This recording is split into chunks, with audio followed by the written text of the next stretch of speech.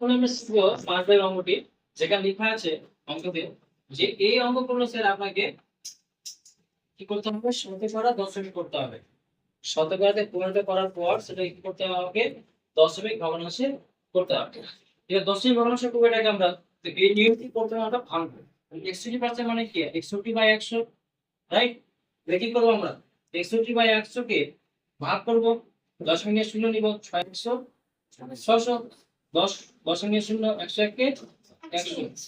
উত্তর পদে পেয়েছে 10.61। এর মানে কি দশমিকের আগে একটা শূন্য লাগে, না দেখতে ভালো লাগবে, বুঝা গেল? আগে না, ওকে। এই অঙ্কটা হচ্ছে এত বড় না করে আপনি স্যার শর্টকাটে করতে হবে, একবারে 1 সেকেন্ড লাগবে অঙ্ক করতে।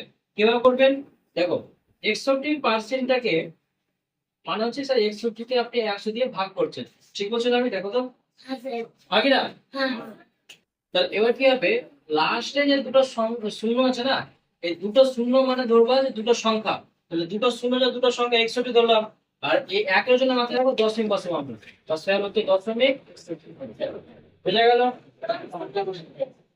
এর সামনে থেকে একটা শূন্য লাগিয়ে দাও, দেখতে ভালো লাগবে। মনে রাখবা যখন কোনো সংখ্যাকে 100 দিয়ে ভাগ করব, তখন সেই সংখ্যাটা বাম দিকে আসবে। কোন দিকে স্যার? বাম দিকে। আর যখন সেটাকে আমরা লিখে দিচ্ছি, ঠিক আছে, আর যখন কোনো সংখ্যাকে আমরা গুণ করব স্যার, তখন সেটা যাবে আমাদের ডান দিকে। কোন দিকে? ডান দিকে। বুঝা গেল কথা?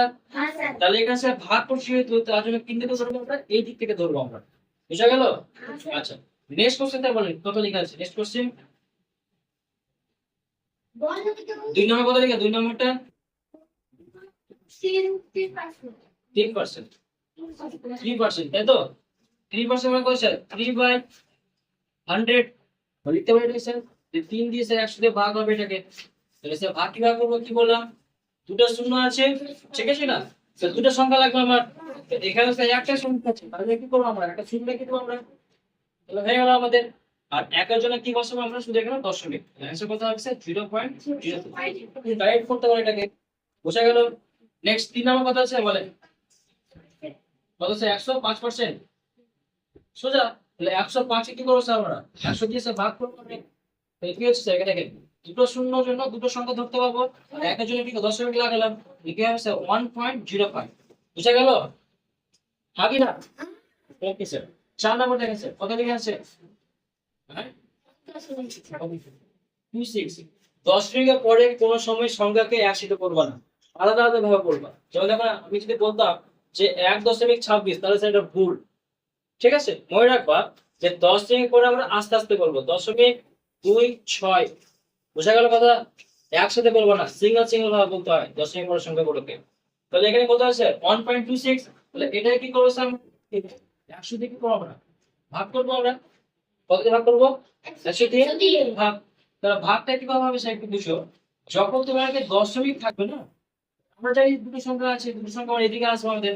তাহলে আমরা যখন দেখবো দশমিক যেখান থেকে স্টার্ট হবে আমাদের, দশমিক যেখান থেকে আমাদের স্টার্ট হবে, সেখান থেকে আমরা শূন্য বলতে শুরু করবো। তাহলে এখানে শূন্যর জন্য কাকে পাচ্ছে, দুটো শূন্য, একটা শূন্য এখানে পেলাম, আর একটা শূন্য ফাঁকা হয়ে আছে, এখানে ধরুন একটা শূন্য লাগিয়ে দিলাম। বুঝা গেল? এবার কি দাঁড়াচ্ছে অঙ্কটা আমার এভাবে, 0.126। দশমিকটা কেটে কোথায় লাগবে স্যার? এখানে এসে লাগবে। আর তার আগে একটা শূন্য লাগিয়ে দাও, দেখতে ভালো লাগবে। বুঝা গেল? তুমি গাইড করতে পারছো এখানে। তো মাথায় রাখো, যখন এই ধরনের সংখ্যাকে 100 দিয়ে ভাগ করতে বলবে, তো ওর দশমিকের আগের সংখ্যাগুলো দেখবা। দশমিকের আগে কত সংখ্যা, একটা সংখ্যা আছে তো হবে না, তাহলে আরেকটা সংখ্যা লাগবে, দুটো যদি শূন্য ছিল এখানে, তাহলে এখানে একটা শূন্য লাগিয়ে দিলাম। এর উত্তর কত হলো? 0.1। আর তার আগে দশমিক লাগিয়ে দাও। আর দশমিকটাকে তুমি এমনি ফাঁকা জায়গায় বসাতে পারবা না। যেমন তোমরা কোথাও খাতার মধ্যে যদি তুমি সামান্য দশমিক বসিয়ে দাও, তো সেটা কি বুঝতে পারবে? পারবে না। তার জন্য কি করতে হয়, দশমিক আগে শূন্য লাগাতে। বোঝা গেল কথা? এটা ক্লিয়ার হলো? নেক্সট 5 নম্বর স্যার কি লেখা আছে বলেন, 5 নম্বরটা দশমিক শূন্য শূন্য সাত পার্সেন্টেজ, তাই তো? এটাকে 100 দিয়ে ভাগ করবো স্যার আমরা, 100 দিয়ে ভাগ হবে। দেখো কি বলছে, এটা হচ্ছে ওর মেইন জায়গা, এটা বেস ধরতে হবে, এটা ওর বেস। এটা দুটো শূন্য মিলে দুটো সংখ্যা আমরা ধরবো, তাহলে এটা একটা শূন্য আর এটা একটা শূন্য ধরবো। এখানে জায়গাতে কেউ নেই, তো কি লিখবো আমরা? শূন্য শূন্য। আর এটা শূন্য বলকে দাও, এবার 7 লাগিয়ে দাও। আর এই একটা উঠে বলছিল স্যার, এখানে এসে লেগে যাবে। কোথায় স্যার? বুঝা গেল? আর আবার এই জায়গাটা শূন্য লাগবে, কারণ দশমিক এমনি বুঝতে পারে না, ওর আগে কমপক্ষে কি লাগবে, একটা শূন্য লাগবে। বুঝা গেল কথাটা কি বললাম, যে আপনাকে যেখানে দশমিকের আগে একটা সংখ্যা ছিল, ঠিক আছে, যেহেতু শূন্য আছে কটা, এখানে দুটো আছে শূন্য, দুটো সংখ্যা লাগবে, কিন্তু দশমিকের আগে সংখ্যা কটা আছে, এখানে একটাই আছে। তার জন্য দুটো করতে গেলে কি হবে, একটা আমার শূন্য লাগলে হয়ে গেল, তাহলে আমি একটু করলাম, একটা শূন্য এখানে লাগিয়ে দিলাম, আর এই একটা কোথায় গেছে, উঠে গিয়ে এখানে দশমিক এসে লেগে গেল। বুঝা গেল? এবার প্রশ্ন আছে স্যার, যে আপনি স্যার আবার কেন শূন্য লাগালেন? শূন্য লাগানোর কারণ হচ্ছে একটাই, যে দশমিক কখনো সিঙ্গেল ভাবে বসবে না, ওর আগে কোনো না কোনো শূন্য লাগতেই হবে। বুঝা গেল? Answer clear? সব ক্লিয়ার? বুঝা গেছে?